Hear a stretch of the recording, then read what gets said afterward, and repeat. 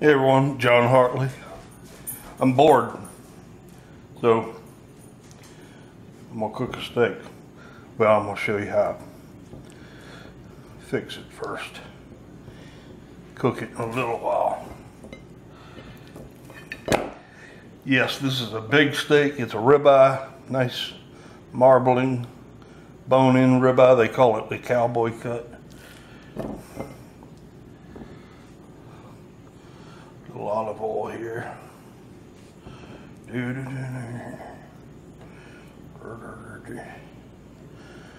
All right, now get the oil off my hands.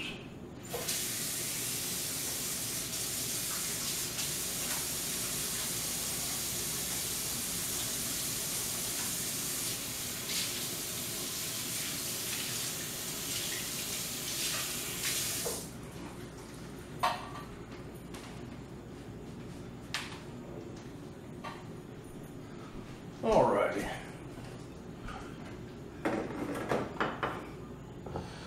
First, salt.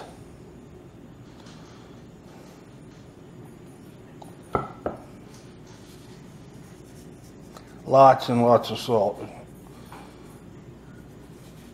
Y'all gonna find out how I got this big old belly.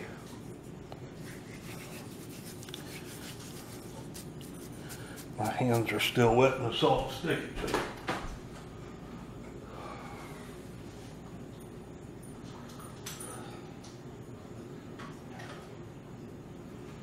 Alright, while I'm over here, pepper grinder is over by the sink. It's an old-fashioned pepper grinder mounted to the wall or mounted to the kitchen cabinets.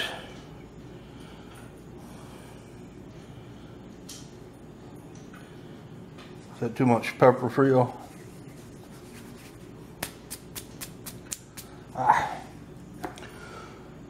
Tony's. This is good stuff. Creole seasoning. I put it on everything.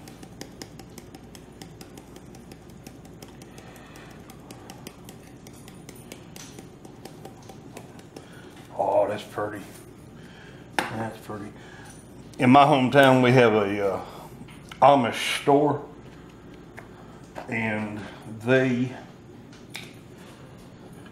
have fresh spices such as this garlic powder,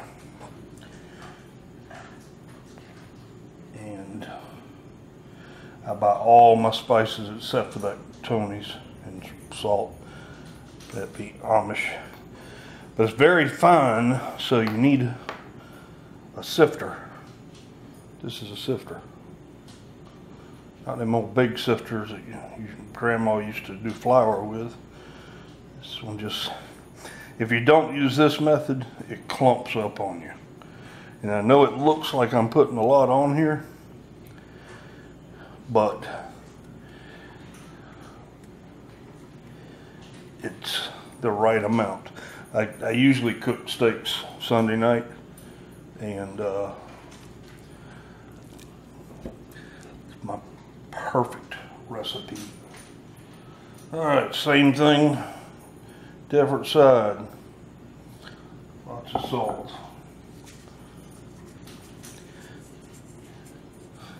One of the best steaks I ever had in my life was on a fishing trip on a Blackwater River in South Carolina.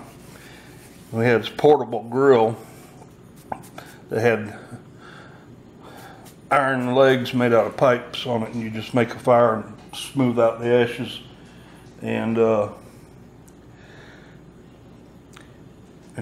put the grill that was about 3 feet by 3 feet right on top of the ashes. And a friend of mine, actually a friend of my dad's, the only thing he put on those steaks was salt, and he put a bunch on it, and that's why it's good.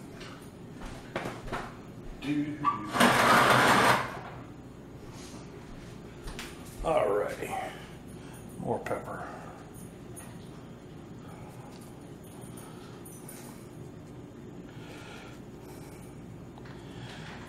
If you're wondering what goes with my steak, Nothing. I don't put anything else on my steak. I mean, I don't cook anything else with my steaks. That's enough. Thing's 1.5 pounds. Now, when my brother's here, and he likes to come over on the weekends and watch golf and baseball, when he's here, he'll cook side dishes, like maybe a squash casserole or something like that. But I don't.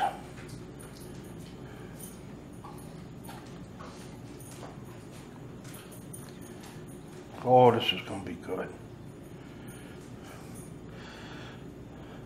Now, the method I cook my steak in, I learned on YouTube. I might put too much garlic powder in the sifter this time.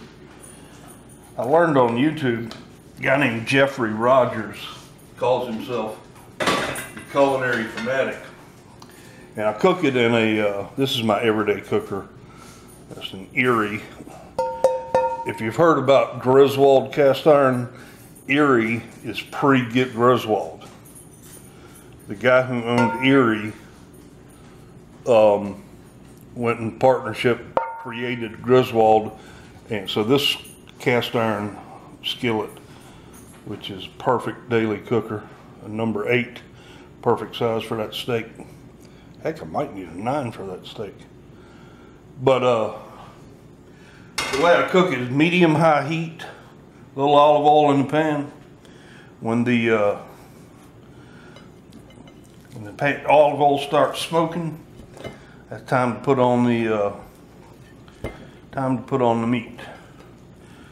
And I cook it 1 minute on one side, flip it, cook it another minute, and that sears it. And then you flip it every 30 seconds until it feels right. When I say it feels right, there's a method you can use, and you touch your finger. I hope I'm in screen. That's rare. See how my finger's going into my thumb muscle really easily? That's medium rare. That's medium, and that's well done. If you get to this point, you're an idiot. Got to have some pink in there, so I do it about right there. And a steak this thick, I cook it for 8 minutes with that method. 1 minute, second minute, and then 30 seconds aside for the last 6 minutes. If you think it needs another minute, go ahead for it, but that's perfect. Every time you turn it, it looks a little bit better, a little bit better. But that is how you do a steak. That's going to be the best steak I've ever eaten in my life. I promise. Now I got to clean up the kitchen. I made a mess just preparing my steak. I might show you me cooking it later on tonight. It's got to sit like this for a while, but heck, I'll do that.